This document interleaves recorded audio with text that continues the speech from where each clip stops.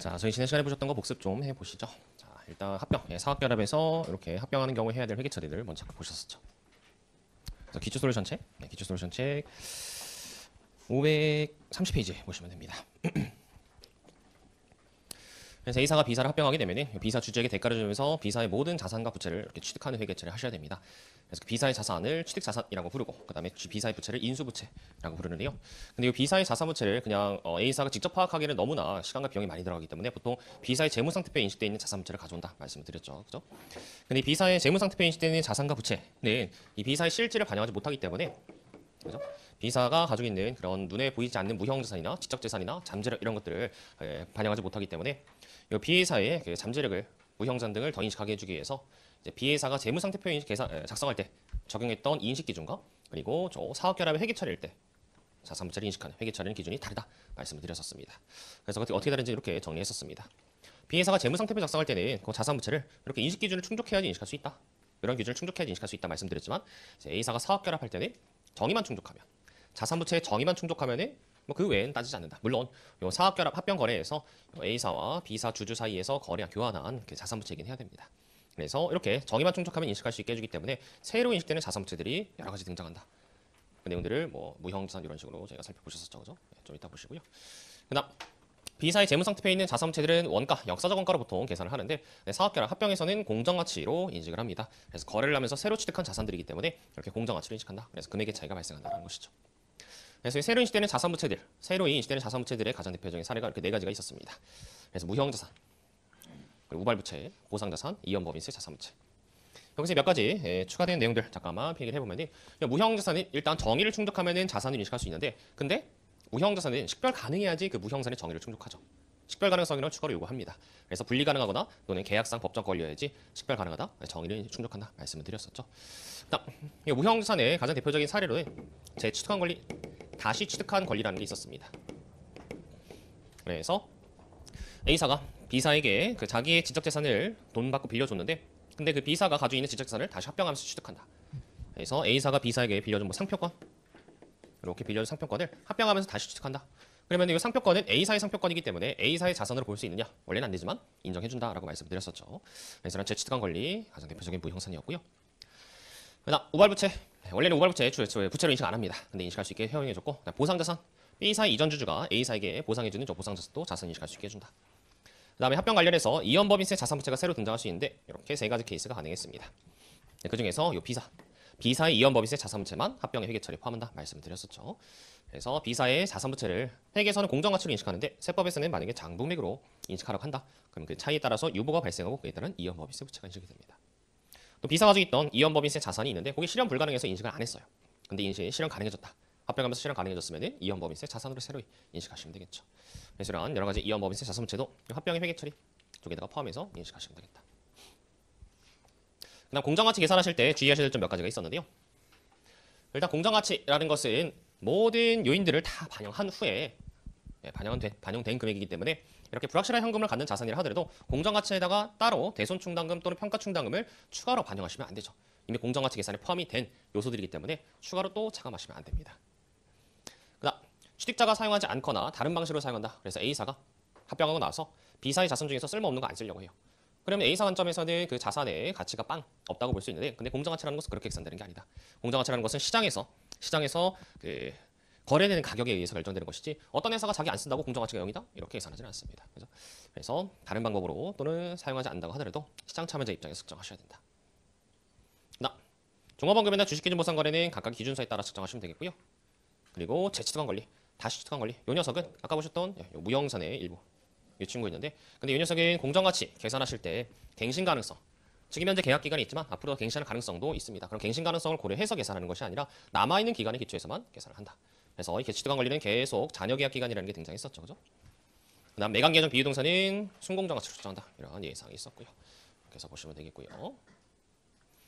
그다음 B사가 리스의 당사자이다. 그래서 리스를 이용하거나 리스를 제공하는 상황이다. 그럼 B사가 그 리스 관련해서 여러 가지 자산 부채를 가지고 있을 수 있는데, 근데 그 자산 부채를 합병하는 A사가 어떻게 인식해야 되는지 그 얘기를 했었습니다. 그래서 먼저 등장한 게, 만약에 B사가 리스 이용자다. 그러면은 B사는 장부에 사용권상과 리스 부채 달고 있었겠죠. 근데 그 리스 부채 사용권상 원래 장부에 달리는 금액 싹 무시하고, 그냥 무시하고 이렇게 새로운 금액으로 계산을 해야 됐었습니다. 그래서 리스 부채는 나머지 리스의 현재 가치로 계산하시면 되겠고 사용권 자산은 그 나머지 리스의 현재 가치에다가 시장 조건에 비해 유리한 부분은 더하시고 불리한 부분은 빼시면 됐었죠. 그래서 기존의 리스 부채의 사용권자를 얼마나 달았던지 관계없이 새로운 금액으로 인식을 한다 말씀을 드렸었고요. 그 다음에 운용 리스 자산 이 녀석. 만약에 이 B사가 운용 리스 제공자다. 그래서 운용 리스를 제공하는 자산을 가지고 있다. 그럼 그 자산을 어떻게 측정하시면 되느냐? 그냥 공정가치로 측정하시면 돼요. 그냥 공정가치로 측정하시면 됩니다.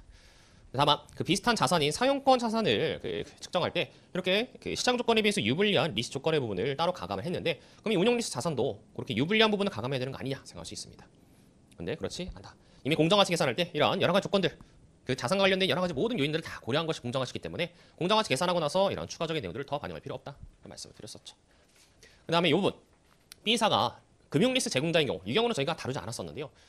왜냐면 실제로 기준서에 없습니다. B회사가 다른 회사에게 금융리스로 자산을 빌려줘요. 그럼 이 경우에는 가지고 있는 자산이 리스 채권일 텐데 이 금융리스 제공자가 가지고 있는 리스 채권을 A사가 합병하면서 어떻게 계산해야 되느냐 이해되는 얘기가 없습니다. 왜냐면 이 리스 채권은 그냥 저희 금융자산 삼각형과 측정 금융자산, 뭐 FB, OCI 금융자산 이런 금융자산들 취급을 해요. 금융리스에서 리스 제공자의 리스 채권은 그냥 금융자산으로 취급합니다. 그래서 다른 여타 금융자산들과 마찬가지로 공정가치로 측정하면은 더 이상 얘기할 게 없기 때문에 기준서에서 별도의 언급이 없습니다. 그래서 얘는 별도의 언급을 하지 않아요. 자, 그렇고요. 그다음 이전 대가 이렇게 해서 공정가치로 측정하는 이전 대가 자 등장했는데요. 그래서 여기까지 요 B사의 자산 부채가 무엇이 있느냐 이거 보셨고 그다음에 보셨던 내용이 저 이전 대가 B사 주주에게 주는 이전 대가가 무엇이 있고 얼마의 금액으로 측정해야 되느냐 이런 내용이 나왔는데 일단 결론부터 말씀드리면 공정가치죠. 그죠? 별거 없습니다. 공정가치로 측정하시면 돼요. 공정가치. 다만 그 이전 대가를 주는 자산들 중에서 장부매가 공정가치가 다른 부분이 있을 수 있습니다. 그럼 처분한 것을 간주해서 처분 손익을 인식한다 이런 말씀 드렸었죠. 그래서 예를 들어서 토지를 이전 대가로 준다라고 한다면은 토지가 여기 이전 대가에 들어갈 텐데 근데 이전 대가 토지가 장부에 80원에 달렸으니까 일단 80원으로 없애주시고 공정가치의 차이는 처분이익 20원을 쓴다. 이렇게 말씀을 드렸었죠. 그죠? 자, 그렇고요. 다만 이러한 자산을 회사가 이전 대가를 주고 계속 통지한다. 줬는데 그 자산이 다시 나한테 들어왔어요. 그래서 계속 통지하는 경우가 있다. 이런 경우는 취득일의 장부명을 측정한다. 이런 얘기가 있는데 뭐 별로 중요한 내용은 아니어서 넘어가시겠습니다. 자, 그래서 처분한 것으로 간주한다. 이 내용만 아시면 되겠고요. 그다음 조건부 대가. 조건을 달아놓고 주는 대가를 조건부 대가라고 했는데 근데 그 조건부 대가 역시 마찬가지로 공정가치로 측정합니다. 조건을 달아놓고 준다고 하더라도 공정가치로 측정하는 똑같아요. 다만 그 조건부 대가는 분류가 좀 여러 가지가 있을 수 있는데요. 만약에 돈을 준다? 그럼 부채로 분류가 되고요. 주식을 발행해 준다? 그럼 자본으로 분류가 됩니다. 그다음 오히려 줬던 대가를 다시 받아온다? 그럼 자산으로 분류를 하시면 돼요. 근데 그중에서 이 자본으로 분류하기 위해서는 단순히 주식을 발행하면 되는 것이 아니라 고정된 수량, 확정된 수량의 주식을 주는 조건을 걸어놔야 돼요. 만약에 주는 주식의 수량이 변동한다? 그럼 부채로 분류된다. 이런 것도 말씀드렸었죠. 그래서 아직 1차 시험에 나온 적은 없지만 2차 시험에서는 이렇게 합병하고 나서 조건부 대가를 이 변동하는 수량의 조건부 대가, 주식을 발행하는 조건부 대가를 제시하고 합병 후에 부채가 얼마냐, 자본이 얼마냐 이걸 물어보는 경우도 있었습니다. 다시 변동하는 조건부 대가를 제시를 해요. 그럼 얘는 부채로 분류가 되죠. 그리고 나서 합병 후에 부채가 얼마냐, 자본이 얼마냐 이렇게 물어보면 요 조건부 대가는 부채를 분류해서 답을 해야 되는 그런 이제 문제가 있었습니다. 그래서 구분을 하셔야 된다라는 거. 자, 이렇게 해서 이전 대가 결정됐으면은 합병하면서 취득한 자산 부채 순액과 대가의 차이를 영업권 또는 염가매수 차익 인식하시면 되겠고요. 그다음 이렇게 합병하면서 이전 대가를 준 것이 아니라 여러 가지 취득 관련 수수료가 발생했다. 그럼 합병과 별도로 비용 처리 또는 뭐 관련된 중급회계에서 배우셨던 회계 처리하면 된다 말씀드렸었죠. 그다음 사업결합의 기타 사에서 합병할 때 한 번에 합병한 게 아니라 단계적으로 합병하면 어떤 회계 처리를 하셔야 되느냐. 즉 A사가 원래 B사 주식을 일부 가지고 있었고 추가로 90%를 취득해서 합병했다. 그럼 이 경우에 해야 될 회계 처리는 단순히 그냥 90%에 대해서만 대가를 주고 합병한 회계 처리하는 것이 아니라 기존의 주식을 처분하고 공정가치로 처분하고 그 공정가치까지 포함한 대가를 주면서 합병한 것으로 해석을 했었죠. 그래서 이 이전 대가, 합병에 대한 대가 안에는 기존에 가지고 있던 지분의 공정가치만큼 처분하면서 받은 돈을 주고 그리고 추가로 취득한 90%에 대한 대가를 이렇게 한 번에 같이 주면서 100%를 다 합병했다라고 해석을 했었습니다. 그래서 기존에 보유했던 저 주식은 10% 주식은 이제 합병하고 나면은 더 이상 쓸모가 없어지기 때문에 합병을 위해서 희생한 자원, 자산, 이전 대가의 정의를 충족합니다. 그래서 기존의 주식도 이전 대가에 포함해야 되는데 그냥 장부매 그대로 이전 대가에 포함하는 것이 아니라 공정가치로 처분한 것처럼 간주해서 공정가치로 이전 대가에 포함한다. 처분 손익을 인식했었죠, 그죠? 자, 그렇고요. 그다음 잠정금액의 조정이라는 거 배우셨었죠? 잠정금액의 조정이라는 것은 저희가 합병하고 나서 그 합병의 회계 처리 완성하기까지 시간이 촉박할 때 임시금액을 그죠? 12월 30일까지 재무제표를 만들어야 되는데 기간이 한 달밖에 안 남았다. 그러면은 한 달 동안에 그 임시금액을 넣을 수 있는데 그 임시금액을 잠정금액이라 했습니다. 근데 그걸 합병하고 나서 이제 1년 동안 측정 기간을 주고 그 임시로 쓴 금액들을 다시 한번 제대로 계산할 수 있는 이제 수정할 수 있는 기간을 줬죠. 그걸 측정 기간이라고 했고요. 1년입니다. 그래서 그 기간 동안에 이제 발견된 사건들을 조정할 수 있는데, 근데 이 취득일 이전에 이미 존재했던 사건을 그 이후에 발견해서 수정하는 것은 소급 수정하시면 돼요. 그래서 잠정금액의 조정이라고 불리면서 소급 수정하시면 됩니다. 근데 그 취득일 이전에 존재했던 게 아니라 그 이후에 발생해서 그 이후에 발견된 그 사건이다. 그러면은 잠정금액의 조정을 하시면 안 되죠. 마치 보고기한화 사건 중에서 수정을 요하지 않는 또는 수정을 요하는 보고기한화 사건 그 요건과 비슷했습니다. 그럼 잠정금액의 조정의 요건에 해당한다. 취득일 이전에 이미 존재했다라고 한다면 어떤 회계 처리를 하시면 되느냐? 과거에 했던 회계 처리, 이 사학결합 합병의 회계 처리에 있는 자산부채 또는 이전 대가 금액들을 조정하시면서 잔액으로 계산되는 영업권을 조정하시면 되죠. 그래서 잠정금액의 조정이 일어나면 저 영업권 금액이 같이 조정이 된다. 이런 것들 살펴보셨던 내용이고요. 자, 그다음 조건부 대가의 후속 조정도 있었는데요. 자, 조건부 대가라는 것은 조건을 달아놓고 대가를 주기 때문에 조건은 충족하는지 여부에 따라서 얼마를 줄지 또는 실제로 줄지 말지가 계속 변동합니다. 그러면 그 금액을 조정해 주셔야 되는데, 근데 그 변동의 원인이 잠정금액의 조정이다. 합병한 날짜 이전에 이미 존재했던 것을 발견하지 못해서 그 이전에 존재했던 사실을 조정해 줘야 된다. 그럼 똑같이 소급 수정해 주시면 됩니다. 그 조건부 대가가 자본으로 분류됐건 자산부채로 분류됐건 관계없이 다 뜯어 고치시면 돼요. 근데 잠정금액의 조정이 아니다. 과거에 합병일에 일어났던 사건이 아니라 그 이후에 발생한 사건 때문에 그 금액이 변동한다. 그러면 자본은 건들지 않고 이 자산이나 부채로 분류된 조건부 대가만 그 공정가치 변동을 단기 손익으로 반영한다. 이런 내용 배우셨었죠. 그래서 뭐런 회계 처리들 쭉 보셨었고요. 마지막 영업권. 영업권은 손상검사 하시면 됩니다. 그래서 현금 창출 단위라는 그 단위 포함해서 같이 손상검사 하시면 되는데, 손상차손 인식할 때는 영업권 먼저 차감하고 손상 환입할 때는 영업권은 환입하지 않는다. 이런 것들 배우셨었고, 그 다음에 자산들의 장부액에 비례해서 배분하시면 된다. 그래서 뭐 이론적인 내용보다는 표를 어떻게 차는지 순서만 잘 지키시면 된다 말씀드렸었죠. 그죠? 그래서 손상 직전에 자산 일단 먼저 감가상각해서 금액을 만들어 놓은 다음에 보통 이제 그 현금 창출 단위의 손상은 손상 전 자산의 장부액과 회수 가능액 을 비교해봤을 때 이 손상 금액이 일단 1차적으로 영업권에 먼저 다 배분이 됩니다. 그래서 영업권에 먼저 배분을 해주시고, 그다음 이제 나머지 자산들의 장부금액에 비례해서 손상을 배분해 주시면 되는데, 근데 그 나머지 자산들의 장부금액의 합계와 그 다음에 손상 후 자산들의 합계를 비교해서 이 비율이 몇 퍼센트인지 이거를 계산해 주셔서 장부금액을 그대로 조정해 주시면 되겠죠. 자, 근데 이렇게 손상을 배분하고 나서 한도에 걸린다. 그래서 그 자산들의 손상의 한도라는 것은 바로 이 친구들이었죠. 개별 자산의 회수 가능액. 그래서 개별 자산의 순공정 가치나 개별 자산의 사용 가치 이러한 회수 가능액이 존재하고 한다면 그 한도까지는 손상을 인식하면 안 됩니다. 한도만큼은 남겨주셔야 돼요. 그래서 예를 들어서 토지에 한도가 있다.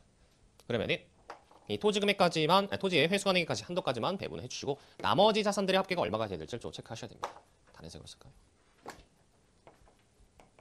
그래서 손상 전 그 나머지 자산들의 장부금액에 손상 후 그 나머지 자산들의 배분돼야 될 금액의 또 비율을 계산하셔서 손상 차손을 배분하시면 됐었다.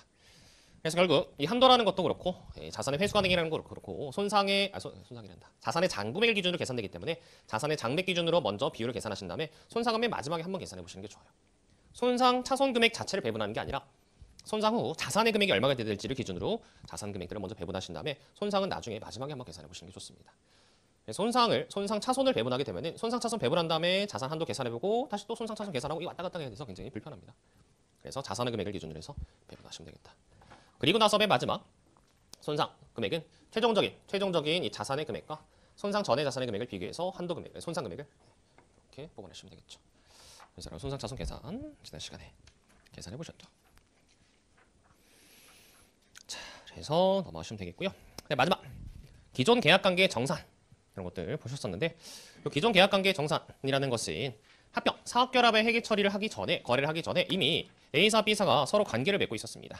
그래서 계약을 맺고 있는 경우도 있을 수 있고, 아니면은 계약이 아닌 소송 사건 같은 것에 휘말려 있을 수 있었다.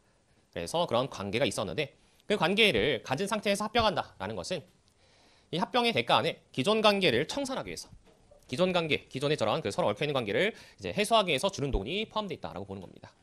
그래서 예를 들어서 계약 관계 좀 복잡하니까 계약적인 관계가 아닌 소송 사건에 휘말려 있었다. 그러면 A사가 B사한테 10원만큼 소송 사건에 대해서 손해배상을 해줘야 될 금액이 있는데 그걸 감안하고 A사가 B사를 합병했다. 그러면은 A사가 B사에게 준 대가 안에는 요 소송 사건 때문에 줘야 될 손해배상 금액 10원, 요 10원만큼의 대가가 조기 안에 포함되어 있다라고 보는 것이죠. 진정한 이전 대가는 10원만큼의 금액을 제외한 나머지 부분이 진정한 합병에 대한 대가다. 그래서 합병할 때는 저 노란색으로 칠해진 부분만 이전 대가로 봐야 된다. 이렇게 분리하는 부분을 말씀을 드렸었죠. 그래서 기존 관계를 정산하는 경우 이렇게 합병의 거래가 아닌 다른 요소가 포함되어 있으면 그 분리를 해서 회계 처리가 됐었습니다. 자, 그렇고요. 노란색만 들어가야 된다. 일단 마지막. 네, 진짜 마지막. 자, 이번에는 이제 A사가 B사랑 합병을 하는데 이번에는 B사가 B사 종업원에게 주식기준 보상, 주식 선택권을 준 상황이다. 그럼 이런 상황에서 A사가 B사를 합병할 때 이 B사의 종업원에게 준 주식기준 보상 무시하고 그냥 합병하면 되느냐? 아니죠. 이렇게 A사의 주식기준 보상을 보통 대체해 줍니다. 그래서 A사가 B사 종업원에게 B사는 사라지니까 B사는 더 이상 존재하지 않기 때문에 B사의 주식기준 보상 그대로 유지할 수는 없어요. 그래서 A사가 자기의 주식을 받을 수 있는 A사의 주식기준 보상을 줍니다. 그럼 일단 저 A사의 주식기준 보상 주는 것은 이전 대가로 분류가 돼야 됩니다. 왜냐면 B사 종업원이긴 하지만 잠재적인 주주, 주식을 받아갈 수 있는 잠재적인 주주이기 때문에 이 잠재적 주주에게 저 대가를 주는 것이라 봐서 주식기준 보상이라는 대가를 주는 것이라 봐서 이 B사 주주에게 주는 이전 대가 다를 바가 없어요. 그래서 합병할 때 회계 처리할 때 여기 이전 대가에 주식 선택권 한 줄 추가하시면 됩니다. 근데 이제 여기 들어갈 금액은 얼마로 해야 되느냐? 선택지는 세 가지가 있었죠. 네, 그 중에서 이 2번을 쓴다. 셋 중에서 이 녀석을 쓴다. 그래서 기존에 B사 주식기준 보상의 부여일, 맨 처음에 부여했을 때의 공정가치, 이 녀석은 장부맥일 거고요. 그다음 합병하는 날짜, 취득일, 합병하는 날짜에 이 B사 주식기준 보상의 공정가치가 있고요. 그다음에 실제로 주는 A사의 주식기준 보상의 공정가치가 있습니다. 그래서 원래 실제로 주는 것은 얘인데 이전 대가는 이 금액으로 봅니다. 왜냐? 이 금액보다 원래 종업원이 가지고 있던 B사의 주식기준 보상보다 더 주는 부분을 합병에 대한 대가로 주는 것이 아니라 합병하고 나서 야 너 열심히 일하면은 내가 주식기준 보상 좋은 거 주는 거니까 같이 한번 잘해보자. 그래서 종업원에 대한 보너스의 개념으로 합병 후에 A사에 열심히 일하라는 그런 종업원에 대한 보너스의 개념으로 주는 것이기 때문에 이전 대가에 포함하는 것이 아니라 이 사학결합 후에 인식을 해야 된다 말씀드렸죠. 그래서 뭐 예를 들어서 요 금액이 100원이고 요 금액이 120원이면 요 100원이 이전 대가에 포함되고 20원만큼의 차익은 합병 후에 주식 보상 비용, 주식 선택권 인식한다. 이런 것들 말씀드렸었습니다.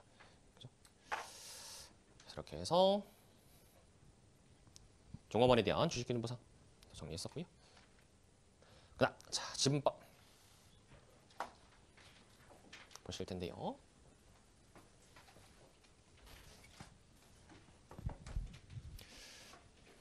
자 역시 마찬가지로 지난 시간에 말씀드렸던 내용 잠깐만 정리해 보면은 일단 지분법은 언제 하느냐? 합병이 아니라 단순히 주식을 취득했을 때 수행하고요. 그 주식을 20% 이상 취득해서 A사가 의결권이 많이 가지고 있어서 유의적인 영역이라는 것을 갖게 되었을 때 그때 지분법을 행합니다. 그래서 의결권을 많이 갖게 되어서 지분율이 20% 이상이 되면 20% 미만의 의결권을 갖는 주식과는 좀 다른 유형의 주식이 돼요. 그냥 뭐 주식을 10%만 가지고 있다, 5%만 가지고 있다. 이런 주식은 단순히 주식을 팔아서 돈을 벌려고 가지고 있는 주식입니다. 주가 오르면은 주식 팔아서 돈 벌고 주가 떨어지면은 어쨌든 주식을 팔아서 돈을 벌기 위해서 가지고 있다라고 봐요. 하지만 이 주식의 지분율이 20% 이상 되면은 더 이상 그 주식의 보유 목적이 주식 팔아서 돈 벌기 위한 목적으로 보지 않습니다. 단순히 주식을 팔아서 돈 벌기 위해서는 그렇게 많이 가지고 있을 필요가 없어요. 그죠? 오히려 분산 투자를 하거나 다른 주식을 사는 게 낫지 한 곳에 그렇게 몰아서 취득하면 오히려 더 위험합니다. 그래서 20% 이상 그렇게 보유하는 주식은 뭔가 다른 목적이 있다고 보는데 그 목적이 뭐냐? 바로 유의적인 영역을 행사하기의 목적이다라고 보는 것이죠. 단순히 주식을 팔아서 돈을 벌기 위한 목적이 아니라 그 주식이 가지고 있는 의결권을 행사해서 저 B사를 좀 내 맘대로까지는 아니더라도 내가 이제 그 입김을 넣어서 내가 원하는 방향으로 같이 뭐 좀 조정을 하고 싶은 의도가 있다라고 보는 겁니다. 그래서 이 관계기업 투자 주식의 보유 목적은 유형자산과 똑같다고 봐요. 금융자산처럼 팔아서 돈 버는 목적이 아니라 유형자산처럼 사용하기 위한 목적으로 봅니다. 그래서 이 관계기업 투자 주식의 많은 부분들이 유형자산과 같이 그 기준서의 내용을 공유하고 있어요. 그래서 주식이라고 해서 금융자산 쪽이 아닌가라고 생각할 수 있는데 아닙니다. 오히려 관계기업 투자 주식은 유형자산과 좀 비슷하다라고 접근 방식을 생각하시면 돼요. 자, 어쨌든 그렇고요. 그래서 이런 유의적인 영역을 사용하는 방식으로 보유하는 그 보유 목적인 유의적인 영역을 사용하는 방식인 이 주식을 관계기업 투자 주식이라고 이에 대해 지분법을 적용한다. 그럼 지분법 어떻게 적용하느냐? 자, 이 사례 기억나시죠? A사가 이제 B사의 주식을 30% 취득했습니다. 450원에 샀어요. 450원에 사고 관계기업 투자 주식 450원 회계 처리했는데 근데 어느 날 B사의 재무 상태표를 보니까 자산은 1,000원, 자산은 1,500원, 부채는 500원, 자본이 1,000원이 있더라. 그럼 주식이라는 것은 자본이 증가할 때 발행된 것이기 때문에 자본의 가치에 지분율만큼을 곱해서 그 주식의 가치를 계산할 수 있는 거 아니냐. 그래서 A사 관점에서는 B사의 자본, B사의 가치가 1,000원이기 때문에 B사 주식 3% 가치는 300원밖에 안 되는 거 아니냐. 이렇게 B사 주주한테 물어볼 수 있습니다. 그럼 B사 주주는 어떤 답변을 하냐면 아니다. 이 재무상태표에는 자산부채의 역사적 원가 기준으로 작성이 되어 있지만 그 외에 공정 가치가 더 있고 또 영업권이라는 식별 불가능한 그런 회사의 잠재력이 더 있다라고 얘기를 해줍니다. 그래서 재고산의 가치는 400원, 원가는 200원이지만 공정 가치는 400원이어서 200원어치가 더 있고 건물의 원가도 400원이지만 공정 가치는 500원이어서 100원만큼 더 있다. 또 눈에 보이지 않는 영업권 200원의 가치가 더 있기 때문에 실제 회사의 가치는 1,500원이다. 눈에 보이는 재무상태표에 있는 자산부채가 다가 아니다라고 하는 것이죠. 그래서 1,500원의 30%를 주식을 사기 위해서는 450원 저 금액이 적절한 금액이 맞다라고 얘기하는 겁니다. 그래서 여기서 이해할 수 있는 것은 주식의 가치라는 것은 B사의 자본의 지분율만큼의 금액을 나타내는 것이 아니라 B사의 자본의 공정가치.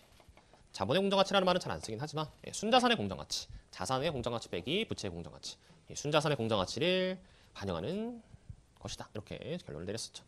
그래서 A사가 이 얘기를 듣고 주식 450원짜리 산 거구나. 이렇게 회계처리를 완성했습니다. 그래서 이 450원 주식의 금액을 어떻게 분석했냐면 이렇게 분석을 했었죠. 450원 주고 주식을 샀는데 그중에 300원만큼 1,000원의 30%죠. 1,000원의 30%만큼은 재무상태표에 달려있는 자산부채에 대해서 돈을 낸 것이고 그 다음에 200원만큼은 재고산의 공정가치가 더 있는 부분에 대해서 죄송합니다. 200원의 3%, 60원은 재고산의 공정가치가 더 있는 부분에 대해서 건물 100원의 공정가치가 더 있는 것의 3%, 30원만큼은 건물에 대해서 돈을 더 낸 것이고 나머지 60원은 영업권에 대해서 돈을 타는 것이다. 이렇게 주식의 취득금액을 분석했습니다. 그래서 주식의 취득금액을 관계기업, B회사의 공정가치를 기준으로 분석을 해봤고요. 이렇게 해서 끝이 아니라 이제 그 관계기업이 열심히 일을 해서 돈을 법니다. 그래서 당기순이익, 배당도 주고 기타 포괄순도 인식하면서 순자산, 자본이 막 변동해요. 그것을 관계기업 투자주기에 반영을 해야 되죠. 아까도 말씀드렸지만 이 주식의 가치라는 것은 B회사의 순자산, 자본의 가치에 연동이 돼야 되기 때문에 이 자본이 변동한다? 그걸 주식에 반영해 주셔야 됩니다. 그래서 예를 들어서 당기순이익이 1,000원만큼 발생했다. 배당은 100원만큼 줬다. 그럼 기타 포괄순이익을 200원만큼 인식했다. 관계기업이 이렇게 인식했으면 그 녀석이 또 3%를 가져와서 반영하시면 됐었죠. 근데 이 중에서 A사가 마음에 안 드는 게 하나 있었죠. 바로 요 당기순이익. 당기순이익은 B사가 자기 재무상태표에 있는 자산부채의 장부금액, 원가를 기준으로 계산한 것인데 근데 A사의 관점에서는 그 B사의 자산부채가 이렇게 공정가치가 더 있는 것으로 봤었다. 그래서 그 자산부채의 공정가치 기준으로 당기순이익 계산하기 위해서는 자산부채가 더 있는 만큼 비용을 더 인식해야 되기 때문에 이렇게 60원. 얘는 얼마였죠? 6원? 네. 이런 식으로 30원 나누기 5. 이런 식으로 취득일의 차이를 삼각한다 라고 표현을 했었습니다. 그래서 취득일의 차이를 삼각하는 것은 결국 뭐였냐면 장부금액 기준의 당기순이익을 공정가치 기준의 당기순이익으로 환산해주는 과정이었다. 이 의미에 대해서 말씀을 드렸었고요. 그래서 올바른 관계기업의 이익은 1,000원이 아니라 200원, 20원을 차감한 780원. 780원의 3%를 얼마였나요? 234원? 진법이익을 끌고 와야 됐었다. 이런 것들 계산했던 거 기억나실 겁니다. 그래서 이런 진법이익을 수정해서 관계기업 투자주기에 반영을 해야 됐었고 그래서 관계기업 투자주기의 장부액을 결국에는 이렇게 왼쪽의 금액들을 가산한 714원이 결국 기말 장부액이 됐었다. 이런 것도 말씀드렸었죠. 자, 그렇습니다. 그래서 일단 진법의 기본적인 요소들 다 보셨고 그 다음에 이제 1호 솔루션 책으로 하셔서 이러한 관계기업 투자 관련돼 있는 추가적인 내용들 더 보도록 하실게요.